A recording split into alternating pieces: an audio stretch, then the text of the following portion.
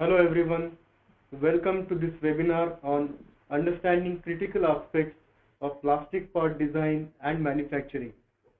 This webinar is jointly hosted by Geometric Limited and ETS Corporation. I am Nikhil Delvi and with me I have our lead speaker Paul A. Tress.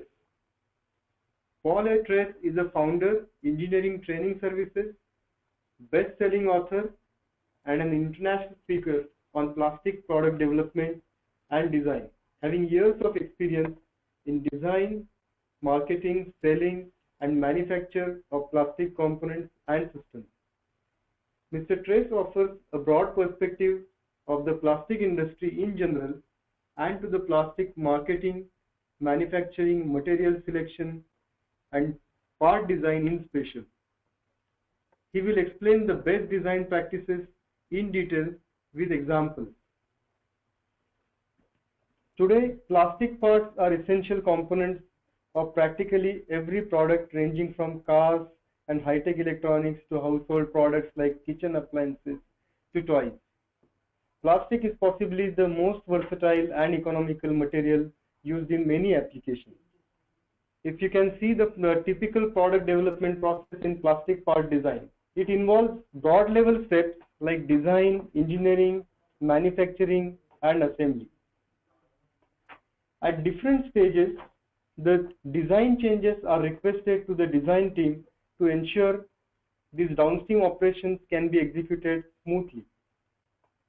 This process of engineering change requests affects the time to market, quality, and cost for the organization. As experienced engineers are retiring, knowledge capture is also a concern for many industries. To reduce these design iterations at later stages, many organizations have introduced DFM process. So today we will talk about best design practices for plastic components and also about how to make them easy to manufacture.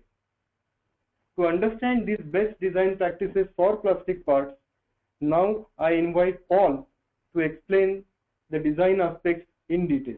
Good morning, everyone. My name is Paul Tress. I will discuss now the plastic part design and manufacturability. The burger that's shown right now on the screen will be discussed in great detail. We will start with boss design. What you see on this screen, you see three designs going from bad to probably the better or best. And the difference between the three I will explain now the best I can. T stands for wall stock or wall thickness. Everything around the world, from any manufacturer and any material supplier, is based on only one thickness. That thickness is 3 millimeters or 1/8 of an inch. You could vary from that thickness up and down to as little as 0.5 millimeter to as much as 6.5, even 7 millimeters. But those are the thresholds. If you go below, everything that is described in the literature will not be applicable. If you go beyond, you will not be able to get two parts which look the same. Okay? So the one on the left-hand side of the screen right now says bad. The reason it's bad, we have 3 sharp corners. And in addition to it, we have areas which are thicker, meaning that the resin will still be hot after the part is ejected from the tool. And those hot spots will create air pockets, voids if you like, and sting marks. So that's the reason the design shown on the left is bad. The one on the middle, it's a little better. We got the rate of the sharp corner with a nice radius to T, but we still have 2 sharp corners. As you see, I'm pointing with my mouse at those 2 areas, and those will create a stress concentration, a sting mark, and voids. So it's still not as good as ideal. Ideal would be to have something as shown on the right-hand side, where we move the boss internally slightly in, and we attach it to the walls, the external walls, via 2 very thin ribs half of the thickness. We break out any sharp corners, and we have a continuous wall throughout the component. A good explanation for understanding why sharp corners are detrimental to plastic part design. It's the number one rule is not to have sharp corners. Goes back to a product developed by a British company called the Havilland, which in 1952 they designed the first jet plane for passengers. So they were the first in the world.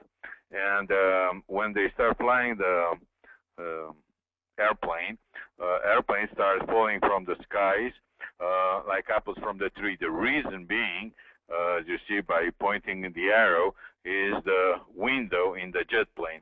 So when they pick up the pieces from the ground and they put it together, you notice the pattern showing that the initiation was starting at the sharp corner of the fuselage around the window.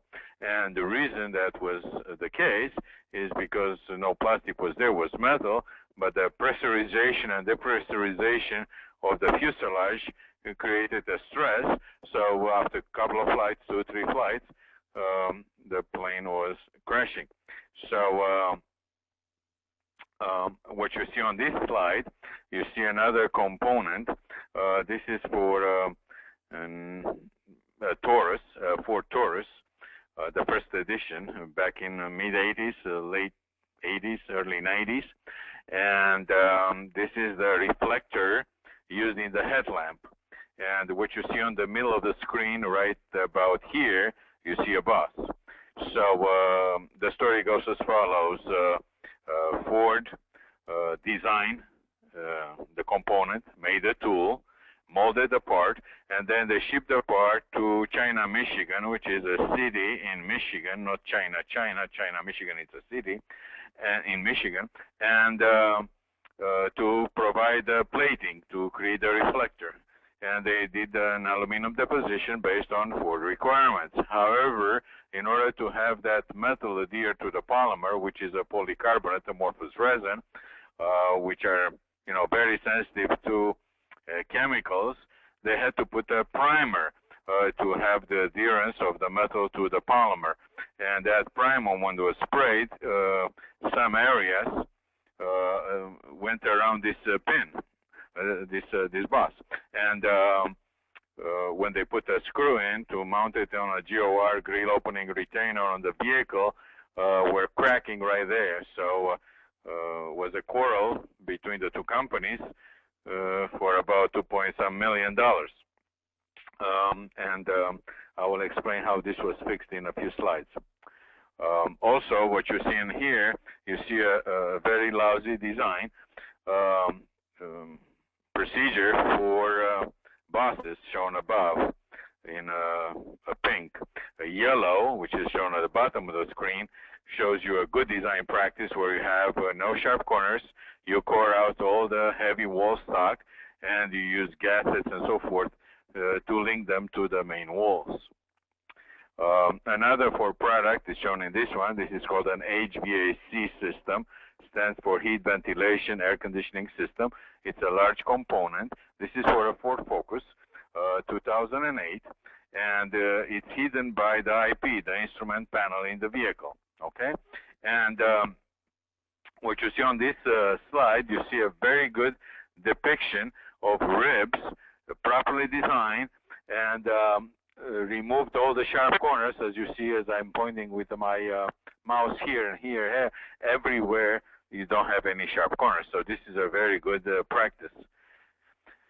If you look from a different point of view, you do now a vertical cross-section to a bus. The one on the left is not good because the pin forming the inside of the bus is not going deep enough. So allows a very heavy wall stock to stay there, which will be shrinking outside the tool, creating the void and the sing mark, and that's a very bad approach. The one which is better is shown in the middle However, I want to caution you here, if you design products with two resins, very famous resins, one is called polypropylene, for short PP, the other one is known as acetal or POM, okay? Those two polymers, they shrink a lot. So even if you use this good approach shown in the middle, where you go with the pin down up to about half of the thickness, you will still see the sting marks, okay? There's no way you could get rid of them using polypropylene and acetal. In order to don't have any sting marks whatsoever, and if you have a Class A surface, the only way you could get rid of them is to have a hole through, as shown on the right-hand side in yellow.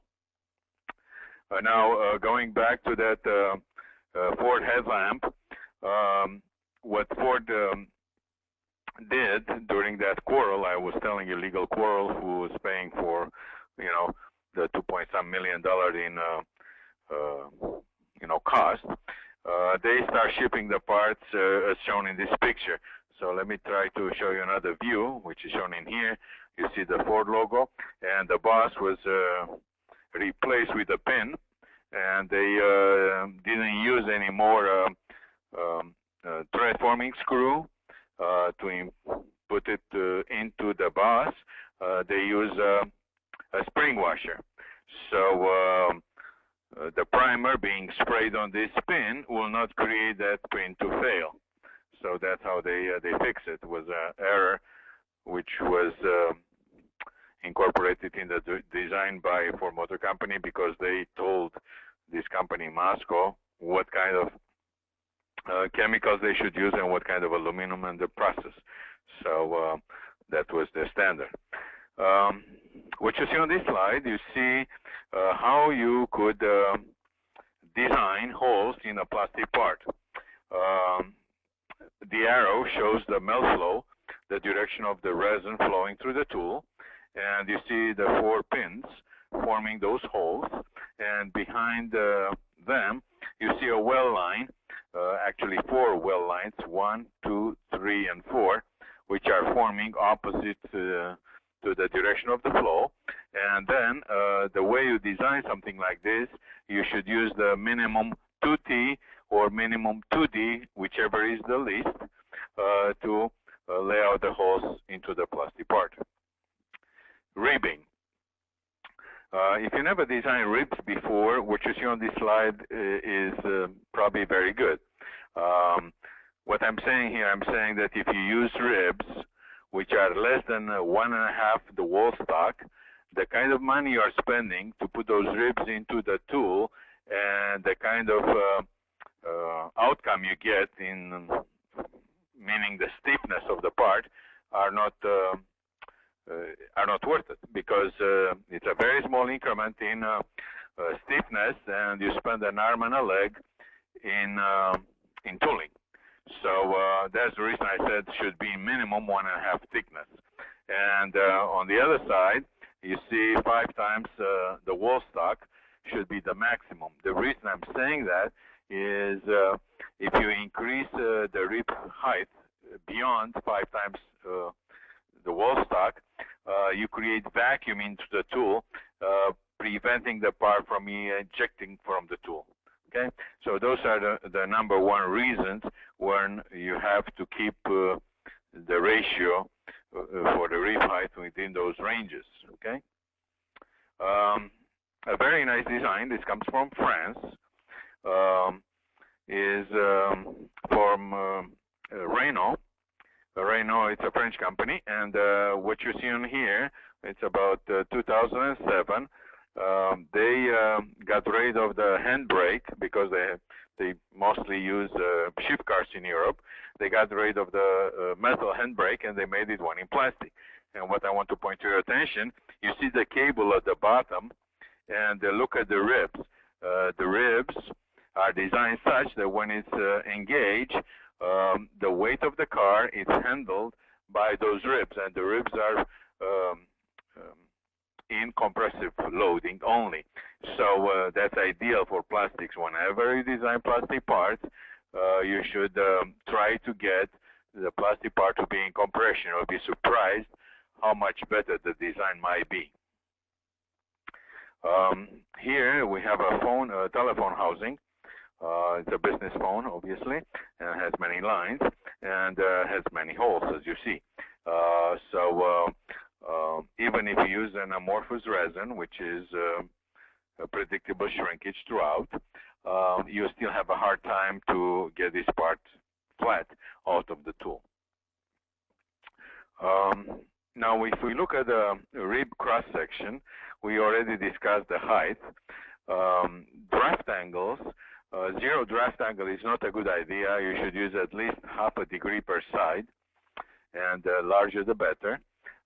If you have texturing on the surface of the rib, then you should increase the rib thickness, the draft angle, by about 1 to 2, even 3 degrees per side for each 1/1000th of an inch in depth of the texturing. But what I want to point to your attention here, most important in this slide, is the thickness of the rib. And if you look at the bottom, says 40% to 80% of the wall stock. And it's a range. Every time you open a handbook from any vendor, they give you a specific range for their ribs, okay? The reason I don't put a specific number, because I'm trying to cover 40,000 polymers around the world with one sketch. And let me try to explain it. When you see 40% to 80% of the wall stock, you have to put your thinking hat and you have to think really hard what kind of polymer you are using. If you are using a highly shrinkable material such as polypropylene or acetal, you should go to the least amount of the thickness, which is 40% of the wall stock. On the other hand, if you go to a highly reinforced polymer, either crystalline or amorphous, let's say 40, 30, 50% reinforced or filled product, then you should go to the high end, to 80% of the wall stock. Amorphous resin usually fall into the middle, somewhere around 0.6 or 60% of the wall stock. So the reason I give you this range is to put your thinking hat and to think how to design it. If you take a manual from a vendor and you extract this rib thickness for a given resin and you apply it to a different resin from a different vendor, you'll be in for a big surprise, okay? So that's the reason I'm asking you to think about this. Junctions. How you could make a bad problem worse. What you see in here, you see that we use a radius, but this radius actually makes the problem worse. It's on the right-hand side of the screen, showing that I use a radius, but I didn't use the outside radius, I used the inside radius. So by using the inside radius, the amount of resin which will shrink outside the tool will increase from 1.17 T to 1.51 T. So the one on the right will have larger voids and larger sting marks and warping, okay? So that's the reason that's not a good design. What you see on the left-hand side shows you the sharp corners and the air pockets which are entrapped, and how you could prevent that from happening is by using the very nice radii as shown on the right-hand side, or on the next slide, various options. One we would have to use some nice radii. A T-shaped rib designs shown on this slide, the one on the left in red, are really bad, and you start with a little problem at the top, sharp corners, stress concentration, and then you put the radius and you increase the amount of air pockets and so on. So a better choice would be the one in the middle, in the green. The two bottom ones shows the groove, trying to take out the heavy wall stock in that area. The one at the top, which shows a hollow in the middle of the part, is achieved via what is known as gas assist injection molding process or water assist injection molding process. Those are two new technologies which I highly recommend you to use. And if you like to learn more, you could Google them, so you could learn more, or you could come to one of our classes. And on the right-hand side, what you see in pink, you see T-shaped rib designs using very thin ribs to prevent that hot pocket there. A very nice design is shown in this slide. This is another Ford product. It's a shifter, and actually it's the back of the shifter for automatic transmissions. It's made in nylon. It's made in Grand Rapids, Michigan by a company called Dura Automotive, and shows very nice ribs and nice radius, no sharp corners. What I have now, I will give you an example on how actually to design with ribs, okay? So, for example, let's say you do a calculation and you come up that you need a plate which is 10 inches long and 340 thousandths thick, okay? If you are in metric, that's about 250 millimeters by about 10, 12 millimeters, okay? Which is very, very thick for plastics, and two components molded in the same tool, using the same resin, using the same process, will be like a potato chip, so they will not be the same. So you cannot have a duplication. So in order to make this proper, what I did below, I used the ideal wall stock for polymers, which is 3 millimeters, and then I added a bunch of ribs, as you see. So then I'm trying to now calculate the stiffness of one versus the other, okay? The stiffness is the same. I'm trying to calculate the savings, okay? How much less material I use in the design B versus design A. So I start with a rib, which is tapered 2 degrees per side, as you see. The rib height is 3 times the wall stock, and at the base, the rib is 80 thousandths, which is about 60-some% of the typical wall stock, which is 3 millimeters. And I have a small number called B, which is the small base of the trapezoid. So what I'm trying to do, I'm trying to find out the centroid.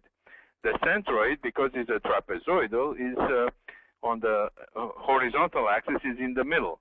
But on the vertical axis, it's not in the middle, it's shifted, and it's shifting towards the large base, okay? So Y1 through 9, that's the value, okay?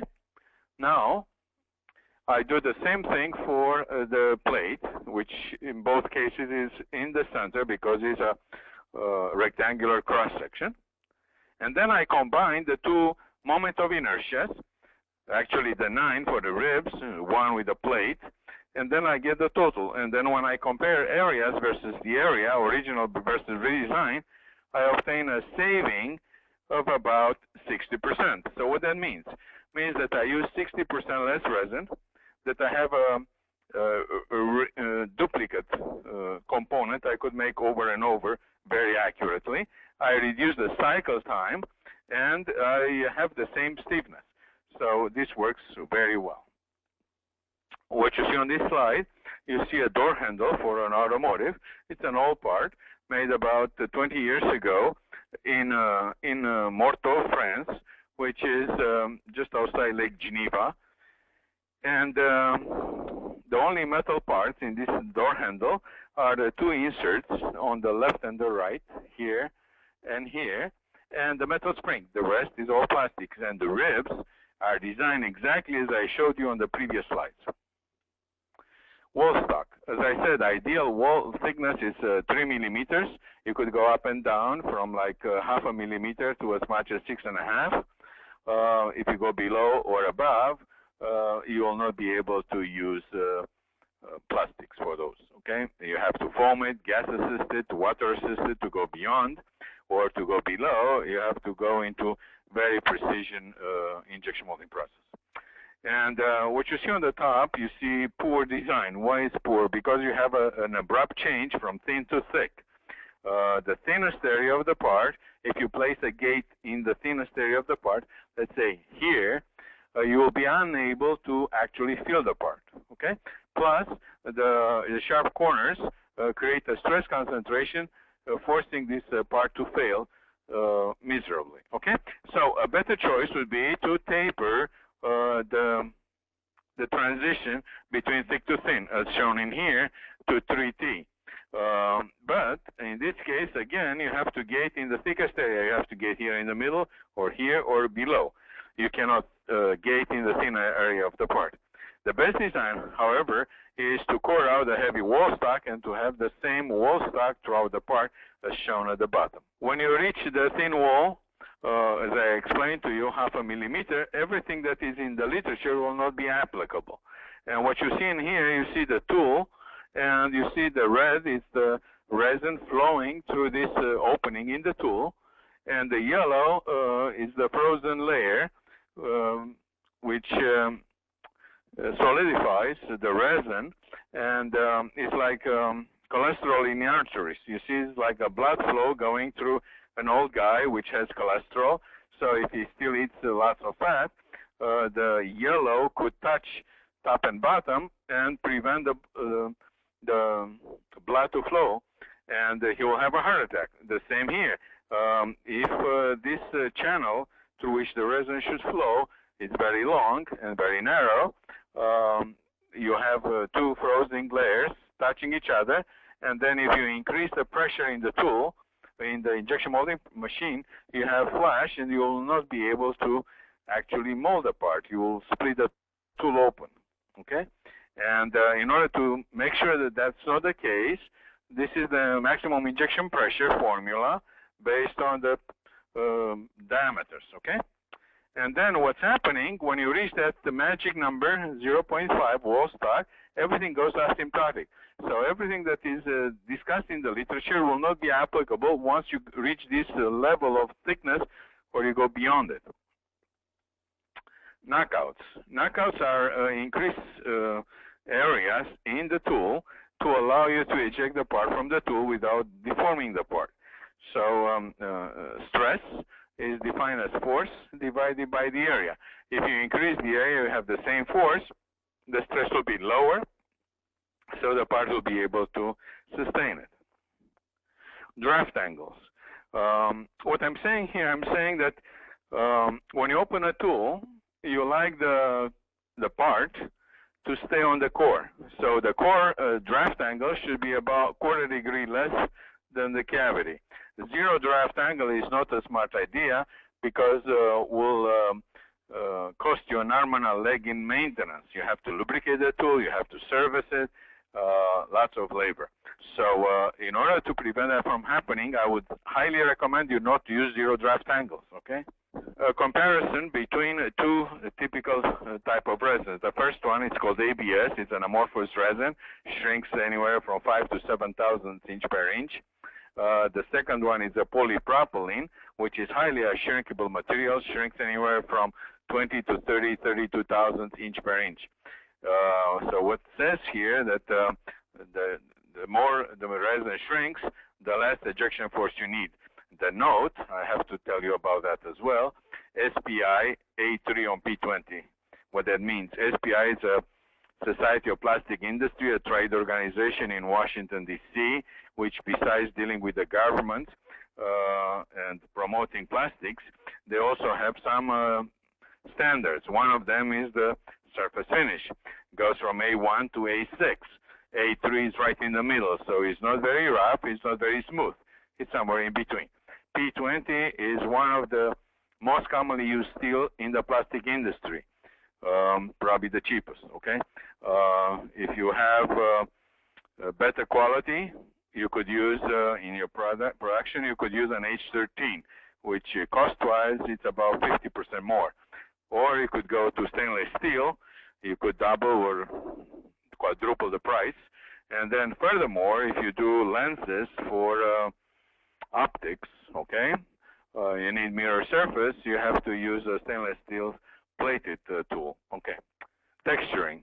Texturing means that you have to add a draft angle, as I said earlier today, between 1 to 2, even 3 degrees per each side for each 1/1000th of an inch in depth. And what you see in here, you see another comparison between how you polish the tool. If you do it on a milling machine, parallel with the ejection, you have lower ejection forces. If you do it on the lathe, which is a rotary motion, which acts as a locking mechanism during the ejection, you have a higher ejection force. Thank you. Yeah, thank you, Paul, for all the best practices that you mentioned. Now, I will just like to take it further. So, as Paul just described, designers need to understand all these factors to ensure that the parts can be produced without any manufacturing problem. There are guidelines and checklists prepared by the organizations to take care of these issues at the design stage, but they are not frequently referred to. Many of these design considerations can well be defined as the rules of design.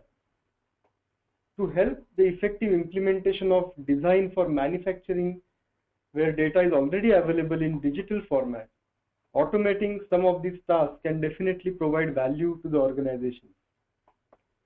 Geometric brings DFM Pro, an automated DFM review solution. As you see in this workflow, DFM Pro helps design engineers to quickly validate the designs while they are creating or updating it. The best practices of organizations related to manufacturing, assembly, engineering, they can be integrated into DFM Pro as the rules.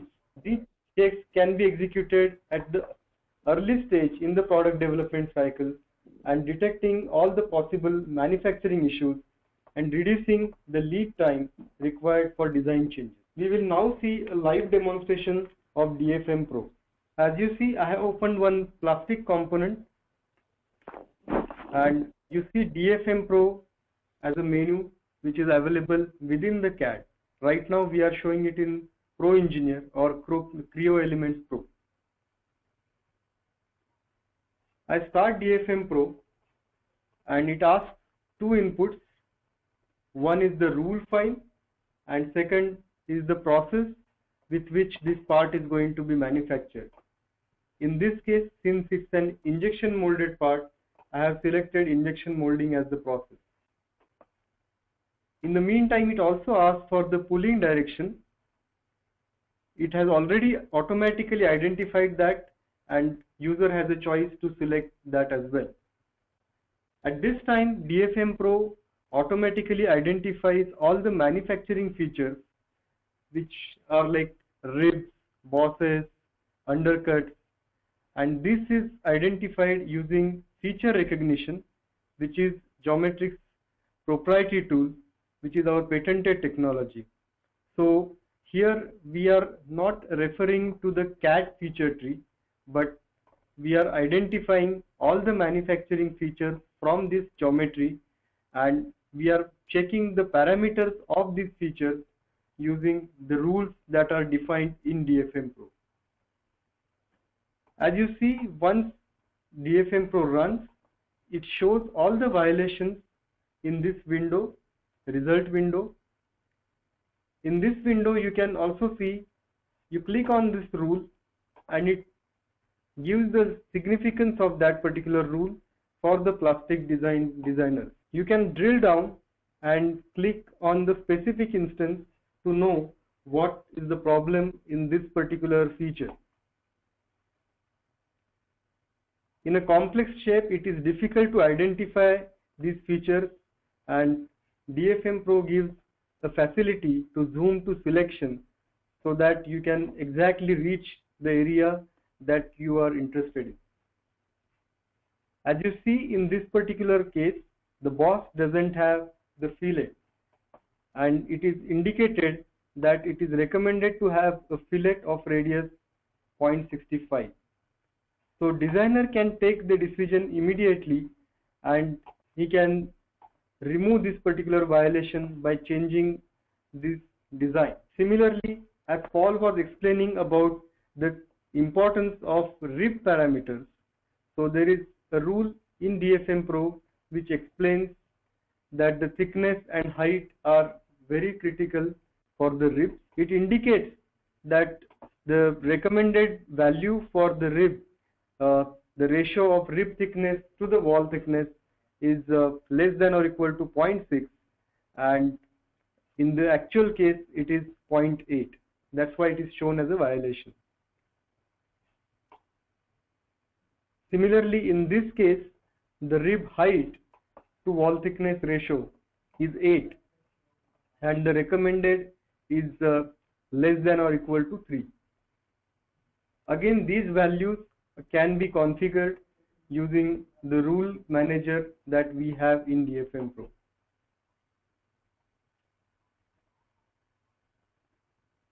If you look at the draft angle rule, in this case, there is no draft given, and as Paul mentioned earlier, if you don't apply draft, it can create problem in taking the component out. So it is again indicating what is the recommended value for the draft, and the actual value is also highlighted.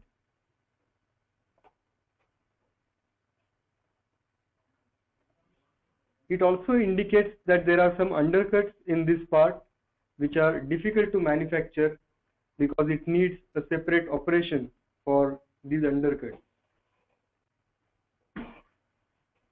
Uniform wall thickness is also identified. It indicates what is the thickness at this place and what is the recommended one.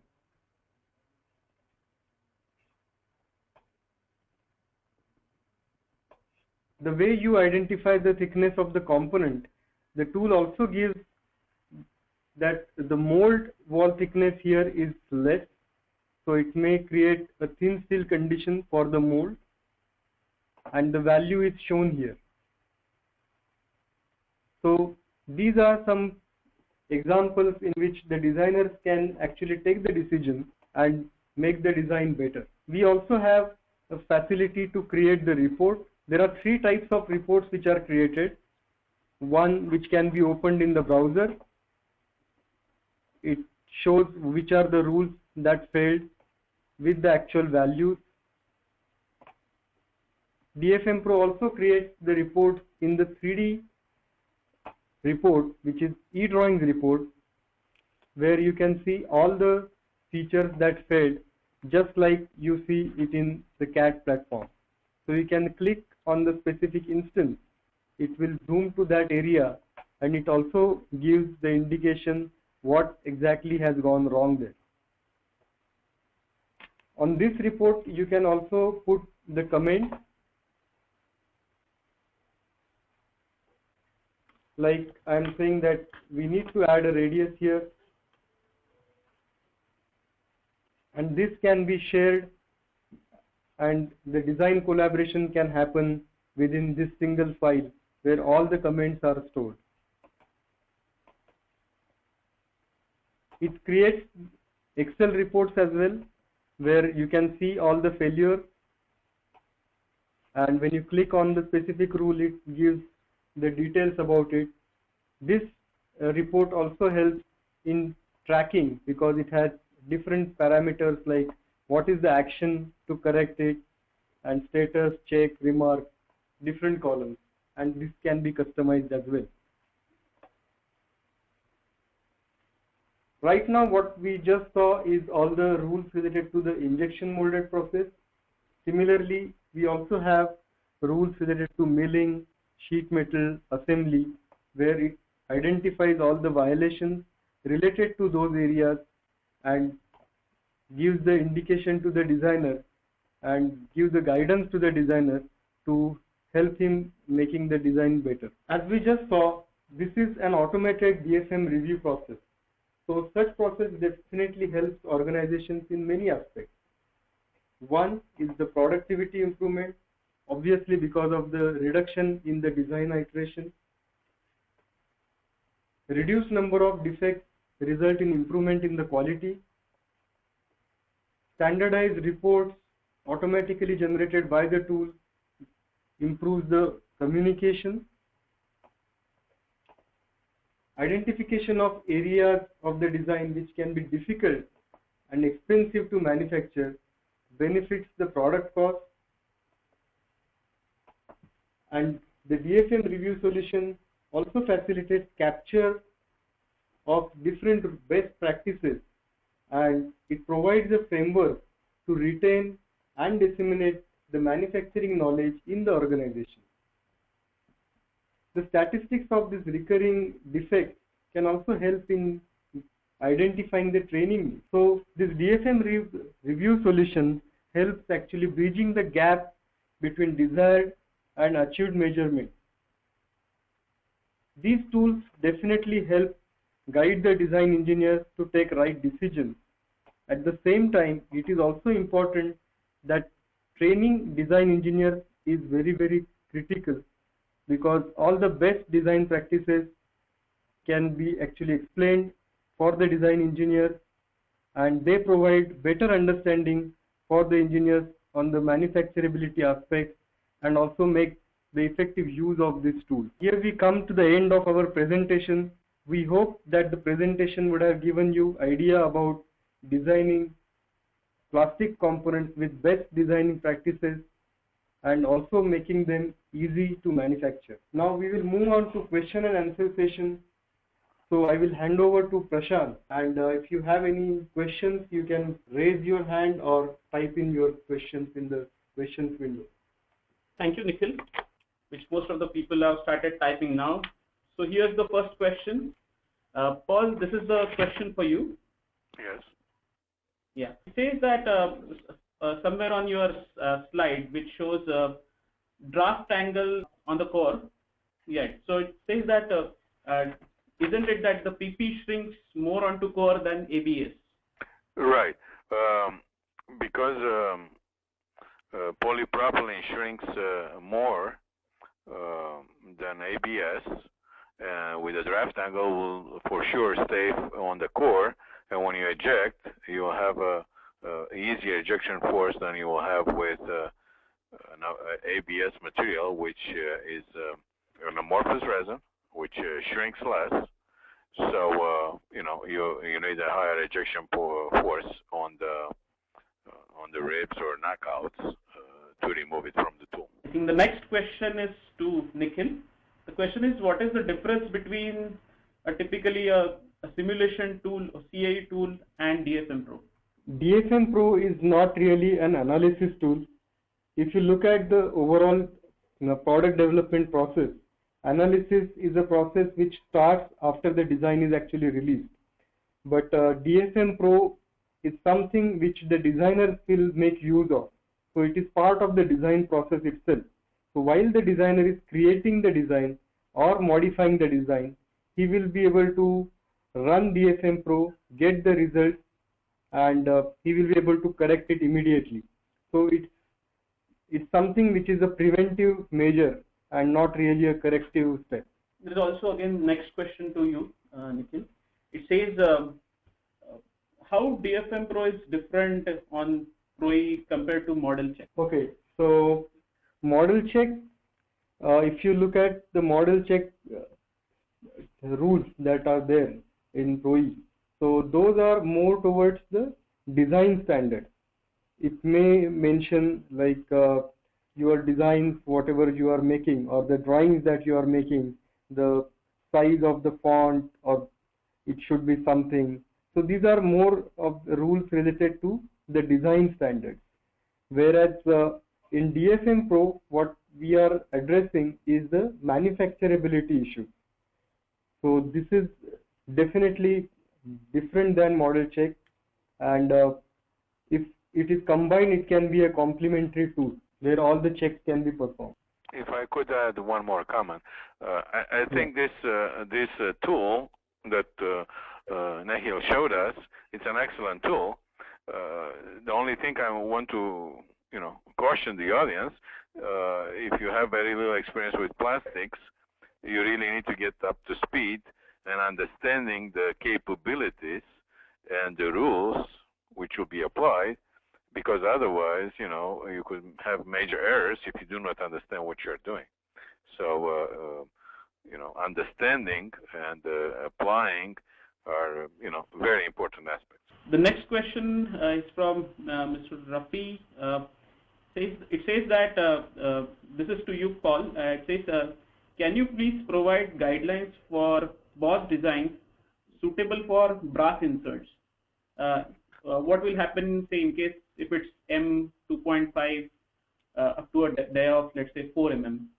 Oh, the brass inserts. Okay, inserts into the plastic part. Okay. So let's say what will happen in case the dia is M2.5 and insert dia of 4 mm. Okay. There are two ways of, actually many ways of inserting metal components into a plastic part. Okay. One of the ways used in production is to actually place the inserts inside the tool and then mold around them. Okay. If you plan to use this technique, the inserts have to be warmed on convection oven prior to being inserted in the tool, and the temperature of the insert should be very close to the TG, glass transition temperature of the polymer. This is if you use inserts inside the tool.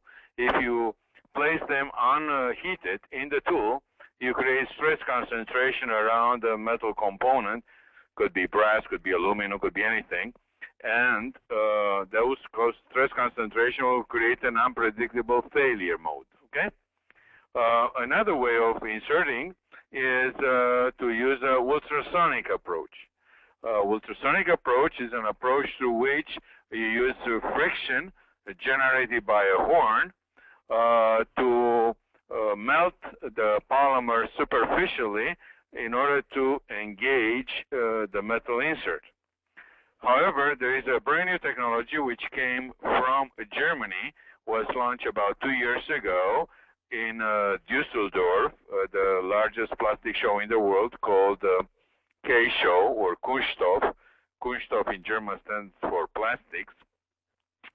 A company called KVT shown the first ever machine developed to do a heating, electromagnetic heating, within a second. So you blink your eye, imagine that you have an insert, heat it to the TG or just above the TG of a given polymer, and then insert it into a plastic part, all within a second, which is incredible.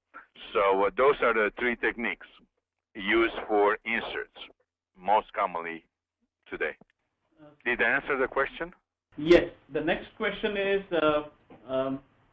for which CAD softwares does the DFM Pro is available? So DFM Pro is integrated with Pro Engineer, SolidWorks, and very soon we will be coming out with NX. And we also have a standalone version available which can open all the neutral file formats. Yes, there are also questions related to plastics again. This question is about how to take, I think Paul, you have to handle this. This is, does this guidelines are also useful when you use composites or when you fuse different plastics and metal materials together? Yes, in general, yes. However, you have to design the metal parts such that you increase the surface area of the contact so you have a good grip. Typical application are to use mechanical interlocking designs to have the plastic, fully engaged. If you do not use mechanical interlocks and you use just pressure from making the parts, you could delaminate the part in time because plastic creeps much faster than metal, and you have that delamination taking place. So in order to have components using metal and plastic, you have to design mechanical interlocking there. The next question is to Nikhil. It says that what about if I would like to add my own rules in DFM Pro? Yeah, so DFM Pro provides a framework where you can add your own rules. So there is a customization framework which is available with the software with little bit of programming in Visual Basic or C++. You can add your own rules and keep your proprietary information with yourself. I think we are getting a lot of questions, but it would be very difficult to try to answer all of those here. We will try to answer those questions offline maybe because it would be impossible. So thank you everybody. Thanks to Paul and to Nikhil for joining. So Paul, you have any suggestions, any views? No, I'm all set. I appreciate that you guys came on and listened to our presentations, and hopefully you learn a few tricks. I wish you the best of luck with your plastic part design. It's a wonderful field, and it's growing by large percentages in the last few years. Thank you, Paul. So this is just to reiterate that if you have further questions, we have mentioned the contact number and email ID of ETS Corporation. If you would like to pose any questions to Paul, you can send it to info@ets-corp.com. If you would like to know more about DFM Pro or download or try to evaluate the tool, you can visit www.dfmpro.com or write to us. In case if you have joined late for this webinar, we have recorded this session and will be soon made available for the participants in case if you are joined late. Again, thank you very much for your time, and keep visiting dfmpro.com for such interesting webinars. And if you would like to stay updated, you follow DFM Pro on Twitter or on Facebook, and we will keep you updated with this webinar. Again, thank you very much and have a great day ahead.